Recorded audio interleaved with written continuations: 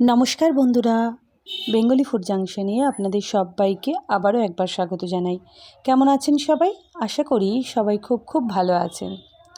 সন্ধেবেলায় আমাদের প্রত্যেকেরই কিছু মুখরোচক জলখাবার খেতে মন্দ লাগে না, কিন্তু সেটা যদি আলুর চপ হয় তাহলে তো কোনো কথাই নেই। মুড়ি দিয়ে কাঁচা লঙ্কা দিয়ে গরম গরম আলুর চপ হলে আর কিছুই চাই না। আজকে আমি দেখাবো আপনারা কিভাবে বাড়িতে সহজেই আলুর চপ তৈরি করে নিতে পারবেন। এটি ভাজা খুব সহজভাবে ও সহজ পদ্ধতিতে আমি আপনাদের দেখিয়ে দেব। চলুন তাহলে দেখে নিই আজকে আলুর চপ করতে কী কী লাগবে। এখানে আমি প্রথমেই নিয়ে নিয়েছি সেদ্ধ করা আলু, এর সাথে বেসন, এখানে একটি ভাজা মশলা তৈরির জন্য জিরে, ধনে, এর সাথে নিয়েছি মৌরি, তেজপাতা, শুকনো লঙ্কা ও গোটা গরম মশলা। এছাড়া নিয়েছি লঙ্কা, কাশ্মীরি লঙ্কা গুঁড়ো, লবণ, আদা রসুন, হলুদ গুঁড়ো ও কর্নফ্লাওয়ার। এরপর প্রথমেই আমি ভাজা মশলাটা করে নিচ্ছি। ভাজা মশলার জন্য এখানে 1 চামচ মৌরি, 1 চামচ জিরে, 1 চামচ ধনে, 4টে লঙ্কা, তেজপাতা ও গোটা গরম মশলা নিয়েছি। ভালো করে একটু ড্রাই রোস্ট করে আমি এটি গুঁড়ো করে নিয়েছি শিলনোড়াতে। পুরোপুরি ফাইন পেস্ট করিনি, একটু ভাঙা অবস্থায় রেখেছি। আজকের এই আলুর চপের রেসিপি যদি আপনাদের ভালো লেগে থাকে তাহলে অবশ্যই লাইক, কমেন্ট ও শেয়ার করতে একদমই ভুলবেন না। আর আমার চ্যানেল নতুন হয়ে থাকলে বা ভালো লাগলে চ্যানেলটি সাবস্ক্রাইব করে পাশে থাকা বেল বাটনে চাপ দেবেন, তাহলে আমি যখনই কোনো নতুন রেসিপি দেব আপনারা খুব সহজেই সেটি দেখে নিতে পারবেন। মশলাটি পুরো রেডি হয়ে গিয়েছে। এরপর আমি ব্যাটারটি আগেই তৈরি করে নেব।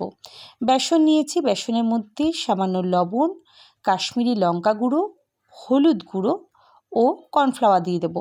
এখানে আমি 2 থেকে আড়াই চামচ মতো কর্নফ্লাওয়ার ব্যবহার করেছি। ভালো করে মিশিয়ে নিয়ে একটি পেস্ট তৈরি করে নেব। এর সাথে আমি দিচ্ছি খুব সামান্য বেকিং সোডা, দেখতেই পাচ্ছেন এটা 1/2 টেবিল স্পুন এবং তার থেকেও খুবই কম, মানে 1 চিমটে যে কথাটি বলে সেটি 1 চিমটে খাবার সোডা দিয়ে আমি এই মিশ্রণটিকে আরও একবার মাখিয়ে নিচ্ছি। এরপর অল্প জল দিয়ে আমি একটি ব্যাটার তৈরি করে নেব। প্রথমেই এক গাদা জল দিয়ে দেবেন না, আস্তে আস্তে ব্যাটারটি রেডি করবেন। একটি কথা আপনাদের জানাই, যদি বেসনটি একটু আগে আপনারা ফেটিয়ে বা রেডি করে রেখে তার কিছুক্ষণ পর চপটি ভাজেন তাহলে কিন্তু সেই চপটি খেতে বেশি ভালো হয়। দেখুন ব্যাটারটি পুরোপুরি রেডি হয়ে গিয়েছে। এরপর অন্যদিকে আমি পুরটি তৈরি করে নেব, আলুর পুরটি। তার জন্য কড়াইতে সর্ষের তেল গরম করে তাতে আদা ও রসুন থেতো করে দিয়েছি কাঁচা লঙ্কা, সামান্য লবণ, সামান্য হলুদ গুঁড়ো ও দিয়ে দেবো সামান্য কাশ্মীরি লঙ্কা গুঁড়ো। আপনারা চাইলে এর মধ্যে কিন্তু পেঁয়াজ কুচিও দিতে পারেন বা পুরোপুরি নিরামিষের জন্য এখানে রসুন কুচিটা স্কিপ করে যেতে পারেন। ভালো করে ভাজা হয়ে গেলে এরপর আমি সিদ্ধ করে স্ম্যাশ করে রাখা আলুটা দিয়ে দিচ্ছি। ভালো করে আলুটি দিয়ে আমি নাড়াচাড়া করে নেব।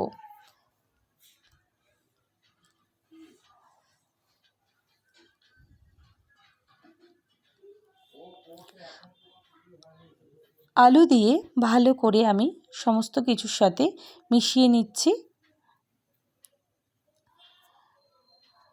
তেলে ভাজা খেতে আমাদের প্রত্যেকেরই হয়তো ভালো লাগে, কিন্তু বাইরের জন্য অনেকেই খেতে পছন্দ করেন না, সেক্ষেত্রে আপনারা ঘরে বানিয়ে রেখে দিতে পারেন। এরপর পুরো পুরটি মেশানো হয়ে গেলে এর মধ্যে আমি 1 থেকে 1.5 চামচ মতো ভাজা মশলা দিয়ে দিয়েছি।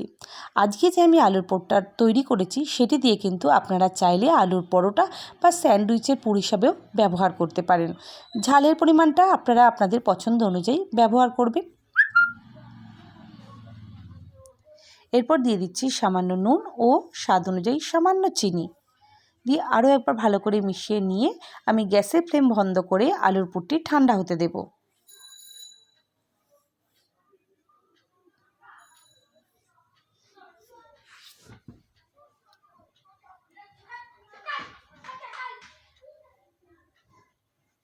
আলুর পুর রেডি হয়ে গেলে আমি ছোট গোল আকারে গড়ে নিয়েছি।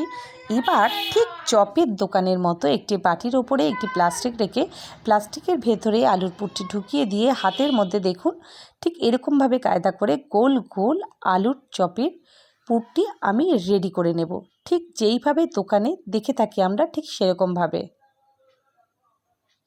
দেখুন এইভাবে আমি সবকটি আলুর পুরের রেডি করে নিয়েছি। তাহলে কী হবে, আলুর পুরটি বেশি মোটা হবে না, পাতলা হবে না, সব সমানভাবে সুন্দরভাবে হবে এবং পুট্টি দিয়ে আলুর চপটিও খুব ভালো হবে। এরপর এক একটি আলুর পুর আমি বেসনের গোলায় ডুবিয়ে গরম তেলে ভেজে নেব। ব্যাস, তাহলেই রেডি হয়ে যাবে আজকের আমাদের আলুর চপ।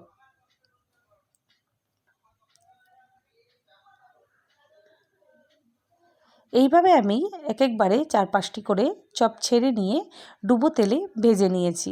তাহলে আর কি, বাড়িতেই কিন্তু বানিয়ে ফেলতে পারেন এরকম সুন্দর মুচমুচে আলুর চপ। খেতে কিন্তু অসাধারণ হয়েছিল। আর আপনারা একবার বানিয়ে দেখুন, কথা দিচ্ছি খুবই ভালো হবে এবং বারবার বানাবেন, বাইরে থেকে আর কিনে খেতে মন চাইবে না।